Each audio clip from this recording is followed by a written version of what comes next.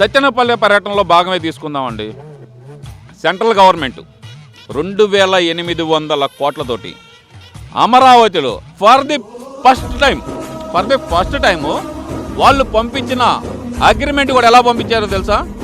Andhra Pradesh state capital of Amaravati అని చెప్పి ఒక లెటర్ పంపించి దాంట్లో కామన్ సెక్రటేరియట్ కట్టడానికి, అలాగే కొన్ని బిల్డింగ్లు కట్టడానికి 2800 కోట్లు శాంక్షన్ చేసిందండి.